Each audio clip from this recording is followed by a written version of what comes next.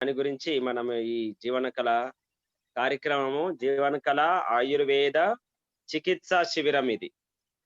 వారం 5 రోజులు చికిత్సా శిబిరము. రకరకాల సమస్యలు, రకరకాల రోగాలు, రకరకాల మానసిక రోగాలు, శారీరకమైన రోగాలు, వీటికి సమాధానము ఆయుర్వేదము మనకు అందిస్తుంది. ఎక్కువ శాతము మన చేతిలోనే, మన ఇంటిలోనే మనకు తెలిసినటువంటి ప్రాకృతికమైన, సహజమైన వస్తువులతో మనము చికిత్స చేసుకోవడానికి అవకాశం ఉంది. చిట్కాలు అంటారు, గృహ వైద్యం అంటాము. ఆ గృహ వైద్యంతోనే డాక్టర్లు ఎక్కువ మంది అయినంత మాత్రాన పేషెంట్లు తగ్గుతారని కాదు. పేషెంట్ అంటే డాక్టర్ల యొక్క ఆవశ్యకత.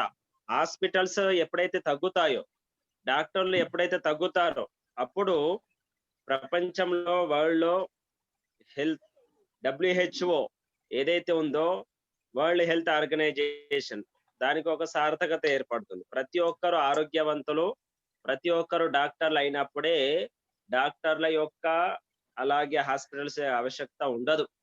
కరోనా విషయంలో చాలా మంది తెలిసిన వారు ఇంటిలోనే వైద్యం చేసుకున్నారు. దాని ద్వారా ఖర్చు తగ్గి ఇంటిలోనే ఆరోగ్యంగా ఉండడం జరిగింది. ఇలా ప్రాచీన కాలంలో ప్రతి ఒక్కరికి సొంత వైద్యం తెలుసు. అందరూ అంటుంటారు ఇప్పుడు ఉన్నటువంటి వారు సొంత వైద్యం చేసుకోకూడదు అనేది. అప్పట్లో నియమాలు ఆ విధంగా ఉండేవి, ఆ విధంగా దినచర్య ఉండేది కాబట్టి ఆ సొంత వైద్యంతోనే తగ్గేవి. పథ్యం పాటించకుండా, నియమాలు పాటించకుండా, అటువంటి విద్య లేకుండా కేవలం విని చేస్తే మాత్రము అది రియాక్షన్ అవుతుంది. అలోపతిలో కూడా రియాక్షన్లు అయ్యి చాలా కూడా ఉన్నాయి. డాక్టర్లు ఇచ్చిన మెడిసిన్స్ తోని కూడా రియాక్షన్ అయ్యి చనిపోయిన వాళ్ళు కూడా చాలా మంది ఉన్నారు.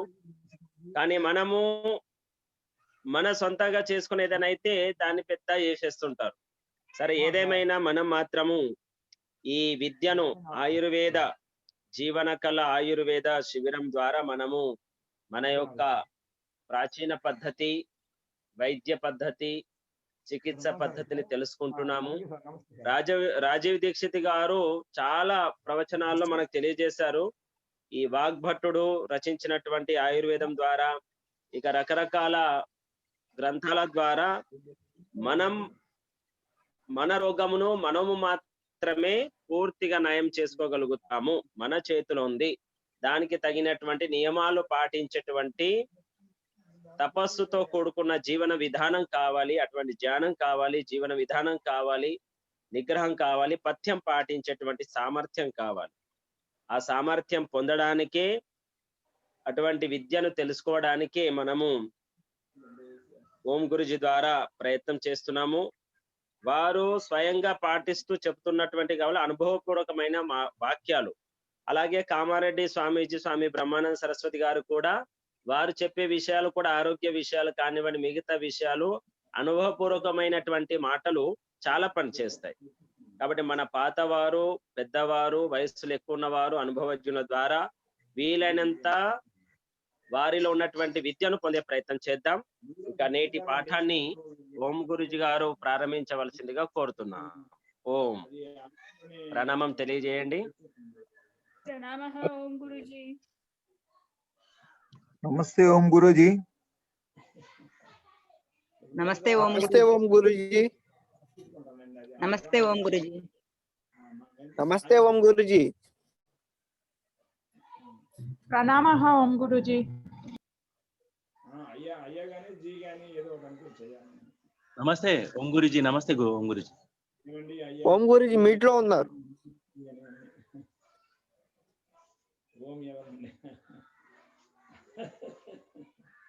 విజయం మీలాగా నాకు ఎదిగే విధంగా చూసి ఇచ్చారు. అలాగా సారా మనం పథకాలు కదా ఆంగ్లేయ పదం అది మనకి మన ఆయన వైదికులు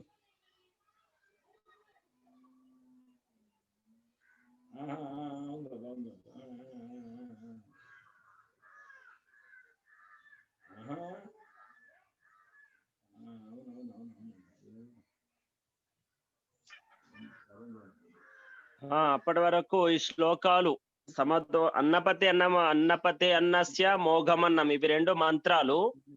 సమదోష నరోహితాహార ఇవి రెండు శ్లోకాలు. ఇవి మనకు రావాలి. అప్పలనాయుడు గారు అహం mute లో వదామి పెట్టుకోండి. గురూజీ. వదతు సుమంత. ఓం సంస్కృతం వదతి భవాన్. అహం వదామి ఇతి వదతి. సంస్కృతం జానాతి? అస్తు, నై జానాతి. వదతు. न जानाति, ఓం वदतु। అన్నపతి అన్నస్య అనమీవస్య సుష్మః ప్రపర్దేతారం తారిష ఊర్జం నోదేహి పదే చతుష్పతే మోఘమన్నం నోసకాయం విందచేతాః సత్యమస్య నోసకాయం కేవలావో భవతి. ఓం సరిగ్గా నేర్చుకోవాలి అన్ని, సగం సగం కాదు. కాదు రాయపూర్లో నేర్పారు ఇది. సరే సరే, మంచిది, సంతోషము. ఇంకా బాగా నేర్చుకో. భారతదేశానికి ఒక తీరం లోటు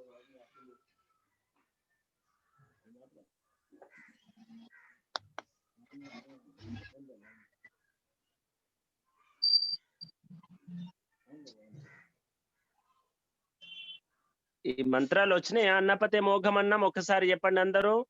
మోఘమన్నం విందతే. మోఘమన్నం విందతే. మోఘమన్నం విందతే. మోఘమన్నం విందతే. మోఘమన్నం విందతే. అప్రచేతాః. మోఘమన్నం విందతే అప్రచేతాః.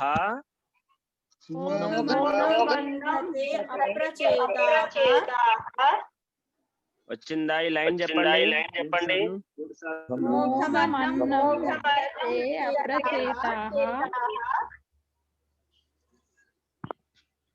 ఇంకోసారి.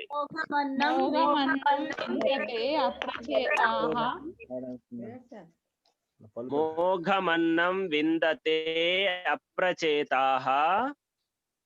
మోఘమన్నం విందతే అప్రచేతాః. సత్యం బ్రవీమి. సత్యం బ్రవీమి. బ్రవీమి. 3 సార్లు. సత్యం బ్రవీమి. సత్యం బ్రవీమి. బ్రవీమి. వద ఇత్ సతస్య. వద ఇత్ సతస్య. వద ఇత్ సతస్య. వద ఇత్ సతస్య. వద ఇత్ సతస్య. వద ఇత్ సతస్య. వదయిత్ సతస్య. వధయిత్ తతస్య. వదయిత్ సతస్య. వదయిత్ సతస్య. ఆమాం గురూజీ, ఆ. అవగతం. వదయిత్ సతస్య. వదయిత్ సతస్య. సత్యం బ్రవీమి వదయిత్ సతస్య. సత్యం బ్రవీమి వద సతస్య. వదయిత్ సతస్య. మోఘమన్నం విందతే అప్రచేతాః. మోఘమన్నం విందతే అప్రచేతాః. సత్యం బ్రవీమి వదయిత్ సతస్య. సత్యం బ్రవీమి వదయిత్ సతస్య. నార్యమణం పుష్యతి. నార్యమణం పుష్యతి. నార్యమణం పుష్యతి. నార్యమణం పుష్యతి. నార్యమణం పుష్యతి. నార్యమణం పుష్యతి. నో సఖాయం. నో సఖాయం. నార్యమణం నోసకాయం.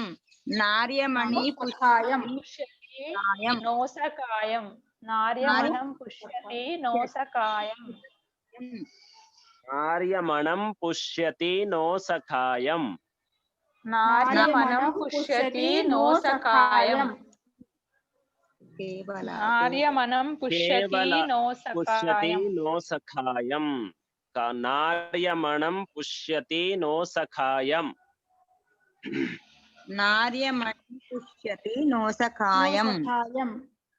కేవలాఘో భవతి కేవలాది. కేవలాఘో భవతి కేవలాది.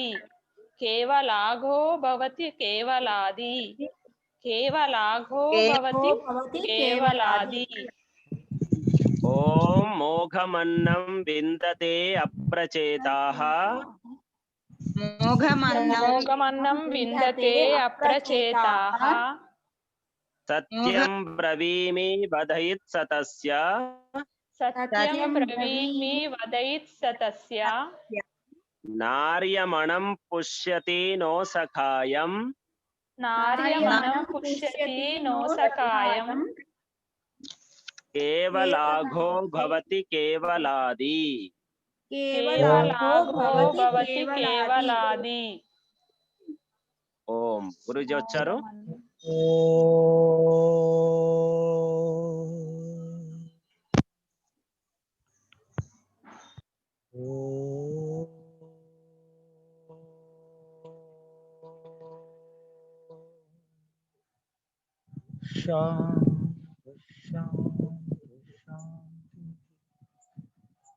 సర్వేభ్యో నమః నమో నమః.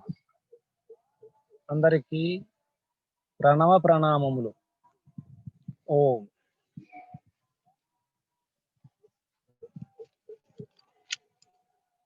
ఆరోగ్యార్థులారా, ఆరోగ్యాభిలాషులారా, అందరికీ ఆరోగ్యాకాంక్షలు. సర్వే సంతు నిరామయాః అని చెప్పుకుంటున్నాము. నిరామయులు కావాలి, మయులు కాకండి, కలిసిపోకండి, కొట్టుకుపోకండి ప్రవాహంలో. ఆమయం,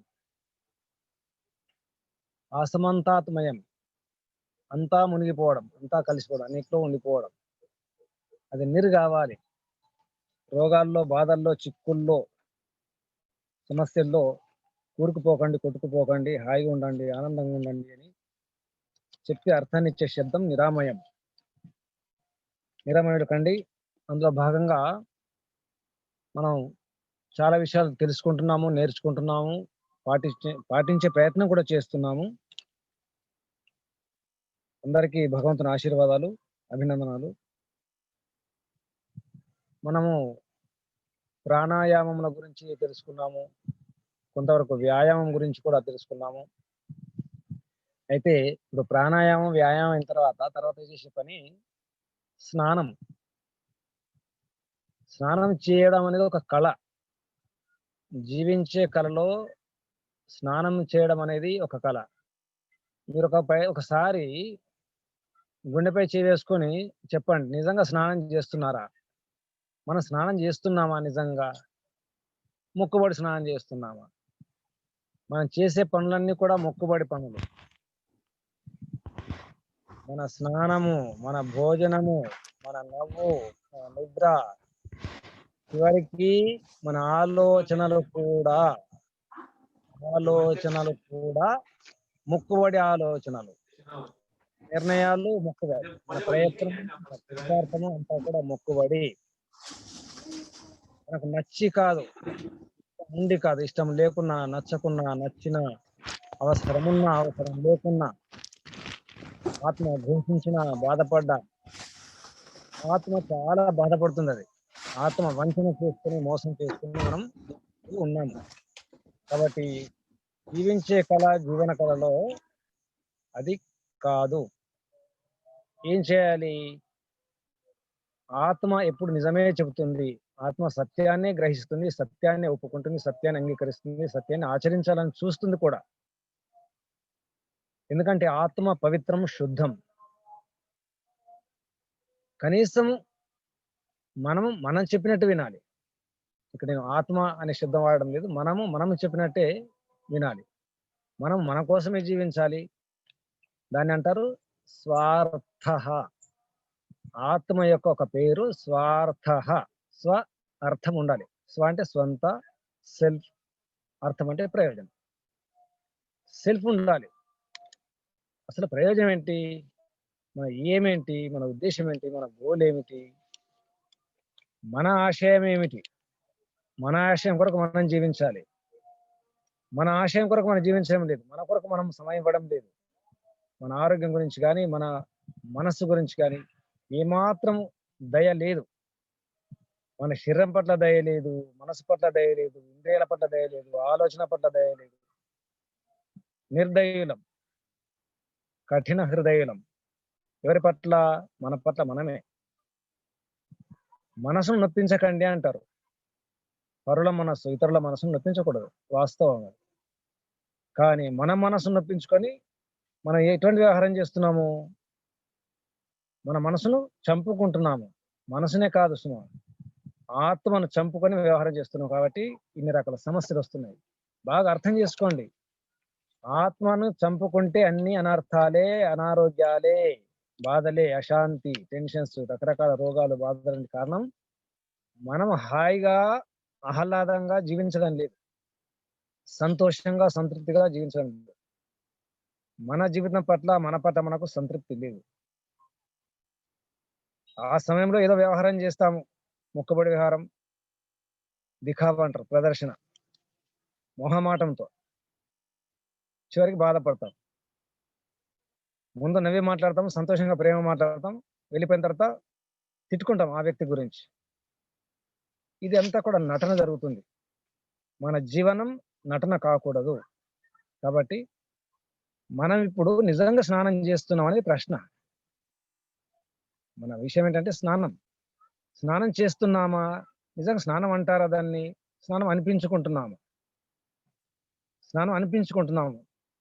తిన్నామని అనిపించుకుంటున్నాము, వంట చేసినామని అనిపించుకుంటున్నాము. అలాగే ఆరోగ్యం బాగాలేకపోతే కూడా ఏదైతే నియమాలు ఉంటాయో పాటించడం, అది కూడా అనిపించుకుంటున్నాం. ఏదో గురువుగారు చెప్పారు కాబట్టి పాటించాలి అని అనిపించుకుంటున్నాం. ఈ అనిపించుకోవడము ఎవరు ఒప్పుకోరకు, ఎవరు మెప్పించడం కొరకు, ఒప్పించడం కొరకే జీవిస్తున్నాం. కనీసం మనల్ని మనం ఒప్పించుకోవాలి, మనల్ని మనం మెప్పించుకోవాలి. ఇక ఈశ్వరుని మెప్పించడం తర్వాత విషయం. అంతెందుకు, మన శరీరాన్ని ఒప్పించడం లేదు. మనం శరీరంలో ఎన్నో ఉంటాయి, అది చెబుతుంది కూడా. ఆకలి వేసినప్పుడు చెప్తుంది, నిద్ర వస్తే చెప్తుంది, అలసిపోతే చెప్తుంది, లఘుశంక అంటే మూత్ర విసర్జన వస్తే చెప్తుంది, మల విసర్జన వస్తే చెప్తుంది, చెమట వస్తే చెప్తుంది, శ్వాస చెప్తుంది, అన్ని చెప్తుంది. తలనొప్పి తెస్తుంది, కడునొప్పి తెస్తుంది, నొప్పి తెస్తుంది, కాళ్ళ నొప్పి తెచ్చి చూపిస్తుంది కూడా. అయినా మనకు అటువైపు స్పృహ లేదు. కానీ గమనించాం, మనం శరీరం ఎన్నో విషయాలు చెప్తుంది. చలేస్తే చెప్తుంది, వేడైతే చెప్తుంది, అన్ని చెప్తుంది. అది మనం గమనించాం. కాబట్టి గమనించే ప్రయత్నం చేయండి. స్నానం చేయడం అనేది ఒక కళ అని చెప్పినాను. స్నానం చేయడం కళ, ఆహారం తినడం కళ, ఆహారం వండడం కళ, ప్రతిదీ కూడా. చివరికి శ్వాస తీసుకోవడం అనేది ఒక కళ. ఎందుకు శ్వాస తీసుకోవడం కళ అంటే, శ్వాస ప్రాణాయామంతో కూడి ఉండాలి, జపముతో కూడి ఉండాలి. ప్రతి శ్వాసలో భగవంతుని ధ్యాస ఉండాలి. అది సాగుతుందా? అది జరుగుతుందా? శ్వాస తీసుకోవడం కలే, మన వ్యవహారం కలే, మన హావభావాలు, మన చేష్టలు, మన ఆలోచనలు, మన నిర్ణయాలు అన్ని కూడా కళలు. షోడశ కళలు కాదు సుమా, 64 కళలు కాదు సుమా, ఎన్నో కళలు, అనేకమైన కళలు ఉంటున్నాయి.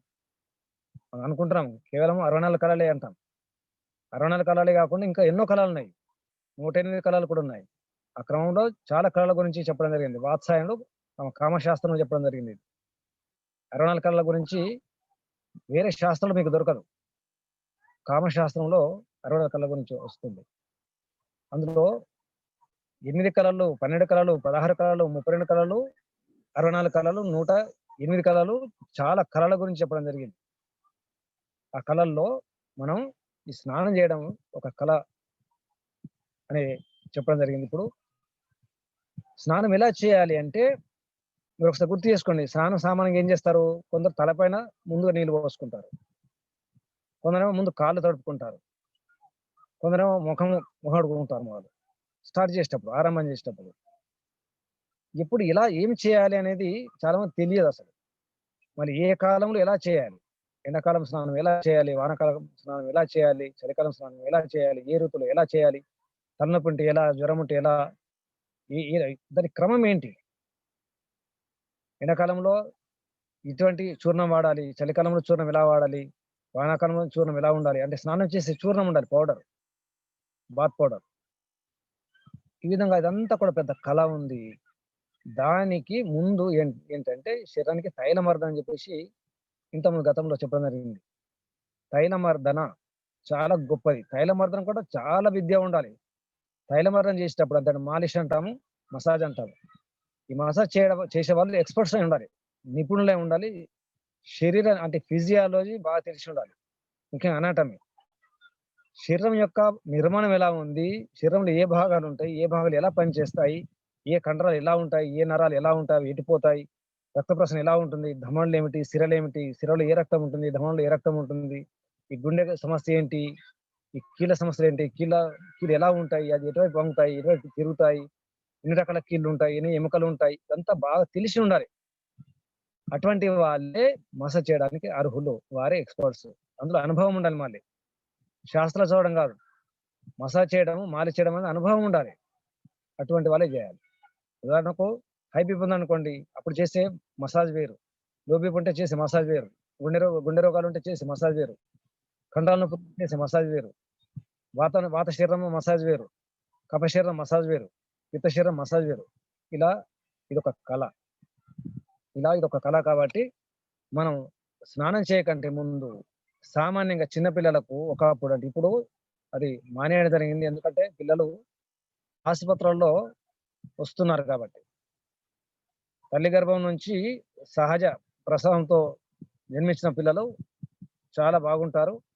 ఒకప్పుడు అమ్మమ్మలు, నానమ్మలు, పెద్దవాళ్ళు ప్రతిరోజు పిల్లలకు తైలమర్దన చేసి స్నానం చేయించేవారు. స్నానం చేయించేటప్పుడు అప్పుడు పిల్లలు సమయం నిద్ర వచ్చేసేది, అంత హాయిగా ఉండేది, శరీరంలో ఏ నొప్పులు లేకుండా ఉండేది, శరీరం బలంగా, బలిష్టంగా, పుష్టిగా ఉండేది. అదంతా తగ్గిపోయింది. ఇప్పుడు మనము ప్రయోగాలు చేస్తున్నాం, ప్రపంచం అంతా ప్రయోగం నడుస్తుంది, ఎలా జీవించాలి, ఎలా మనం వ్యవహరించాలి అని చెప్పేసి ప్రయోగాలు చేస్తున్నాం, అన్ని ప్రయోగాలు చేస్తున్నాం. అంటే మన ఋషులు చెప్పిన మార్గము సరైనది అవునో కాదని చెప్పేసి అనుమానంతో, సందేహంతో ప్రయోగాలు చేస్తున్నాం, చివరికి ఓడిపోతున్నాము. ఎన్నో విషయాలు ఓడిపోయినాము. ఈ రోజుల్లో ఆర్గానిక్ ఆహారం గురించి మాట్లాడుతున్నాం, వ్యవసాయం చేసే పద్ధతి మాట్లాడుతున్నాం, పురుగు మందు వేయాలా వేయకూడదా, ఒకప్పుడు వేయమన్నారు, ఇప్పుడు వద్దంటున్నారు. ఈ పెస్టిసైడ్స్, ఇన్సెక్టిసైడ్స్, వీటి గురించి సైడ్ ఎఫెక్ట్స్ వచ్చినాయి, ఇదంతా తప్పు అంటున్నారు. ఇంకా కొన్నాళ్ళైతే ఈ ట్రాక్టర్ వాడడం తప్పు అంటారు, అది కూడా వచ్చేస్తుంది. మళ్ళీ ఎద్దులు పట్టుకొని, ఎడ్లతో దున్నాల్సిందే, నాగలి పట్టుకొని, ఎద్దులు నాగలి, అది వచ్చే అవసరం ఉంది, అవకాశం ఉంది, వచ్చే పరిస్థితి కూడా ఉంది, వాతావరణం కూడా కనిపిస్తుంది. ఈ రకరకాల యంత్రాలతో వ్యవసాయం చేయడం అనేది సరైన పద్ధతి కాదు.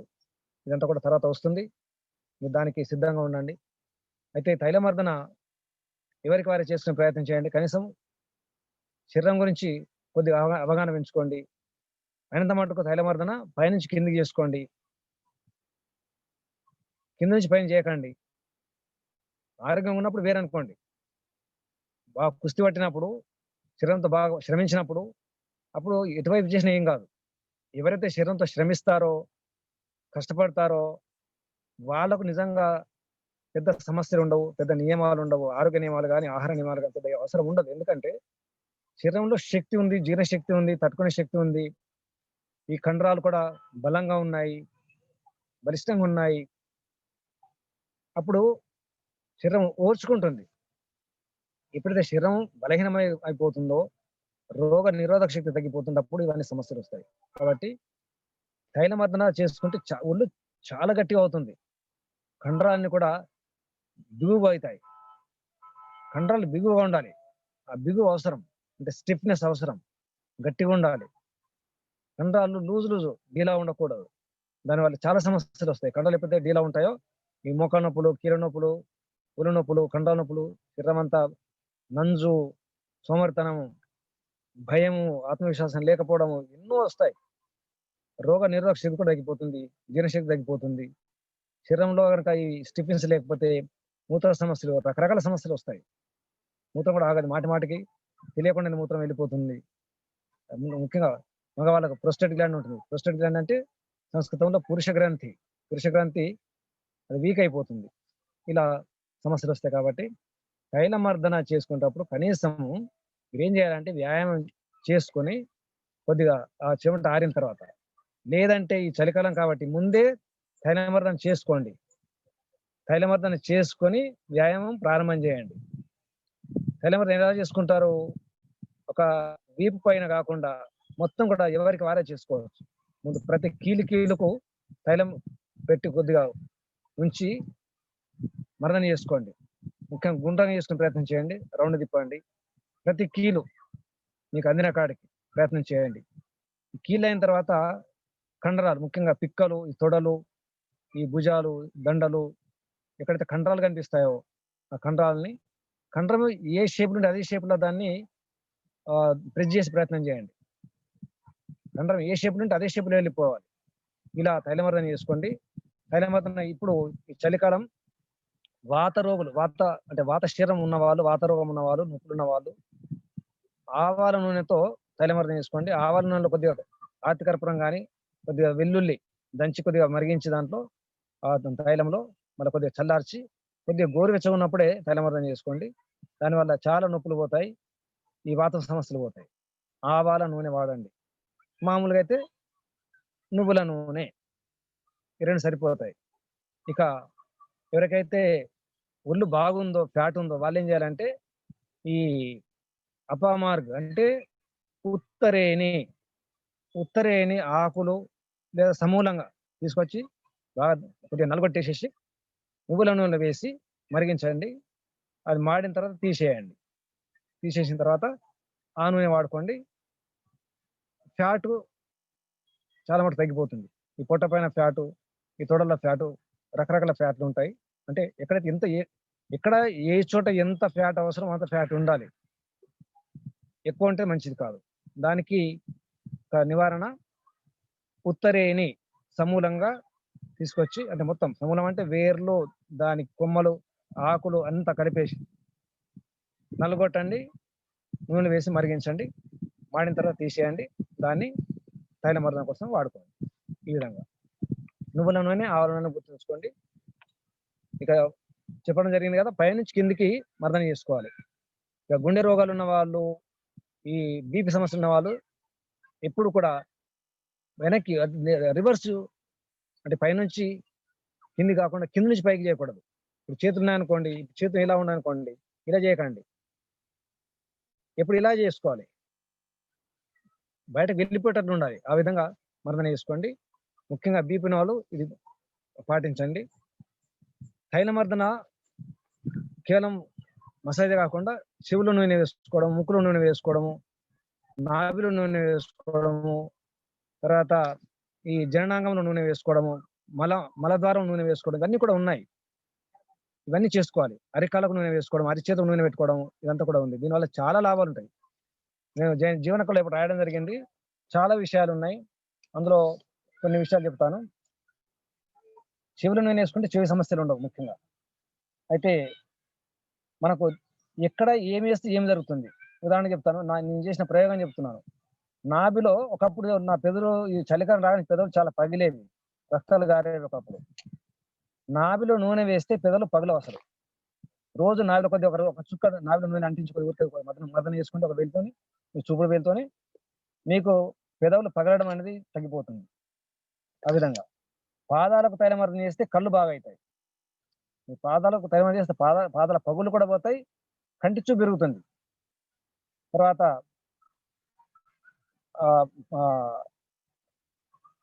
ఇంకేమంటారంటే చెవుల నూనె వేస్తే గొంతు సమస్యలు పోతాయి. చెవుల నూనె వేస్తే గొంతు సమస్యలు. ఈ విధంగా ఎక్కడ ఏం చేస్తే ఏం జరుగుతుంది అనేది.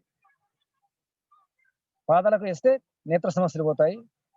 తర్వాత నేత్రంలో అంటే కళ్ళలో కూడా మనము శుద్ధమైన ఆవు నెయ్యి కూడా వేసుకోవచ్చు, శుద్ధమైనటువంటి ఈ నూనె కూడా వేసుకోవచ్చు. నేత్రాలకు కనుక నూనె వేసి కొద్దిగా మర్దన చేస్తే అది దంత రోగాలు పోతాయి.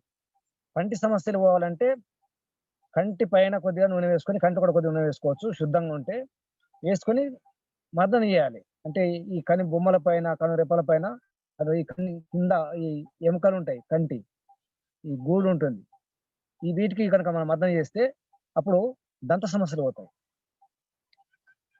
తర్వాత తలకు గనక మనము మర్దన చేస్తే, ముఖ్యంగా ఈ మాడు భాగం, ఈ మూర్ధ ఇక్కడ కనుక చేస్తే చెవి సమస్యలు పోవాలంటే ఇక్కడ తైలమర్దన చేసుకోవాలి. ఈ విధంగా ఆయుర్వేదంలో కొన్ని రహస్యాలు ఉన్నాయి, ఇవి మనం గమనించాలి. ఈ ధమనులు, సిరలు, రక్తనాళాలను గమనిస్తూ మనం చేసుకోవాలి. ఎలా ఉంటుందంటే మనం చెట్టుకు నీళ్లు పోస్తే, చెట్టుకు వేర్లకు నీళ్లు పోస్తే పైన కొమ్మలు చిగురిస్తాయి. అలా ఉంటుందన్నమాట. శరీరం తైలమర్దం చేస్తే చెట్టు చిగురించినట్టుగా శరీరం చిగురిస్తుంది, బలిష్టంగా పుష్టిగా అవుతుంది, బలం వస్తుంది, అన్ని వస్తాయి. అంటే ఎండిపోయినటువంటి బక్క చిక్కిన శరీరం కూడా మంచిగా చెట్టు చిగురించినట్టుగా, మూడువారిన చెట్టు చిగురించినట్టుగా శరీరము అందంగా తయారవుతుంది, బలంగా తయారవుతుంది. అసలు చర్మ సమస్యలు రావు. ఈ బ్యూటీ పార్లర్ అవసరం లేదు. ఈ బ్యూటీ గురించి మనము రకరకాల ఈ ఈ క్రీమ్స్ కానీ, పౌడర్లు కానీ, సబ్బులు కానీ వాడాల్సిన అవసరం ఉండదు. దీనివల్ల ఎంతో మనకు ఖర్చు ఆదా అవుతుంది, డబ్బు మిగులుతుంది. అయితే తైలమర్దం ఎవరు చేసుకోవద్దు అంటే, జ్వరం వచ్చినప్పుడు తైలమర్దం చేసుకోవద్దు. అజీర్ణం ఉంటుంది, అరగలేదు అనుకోండి, అప్పుడు కూడా తైలమర్దం చేసుకోకూడదు.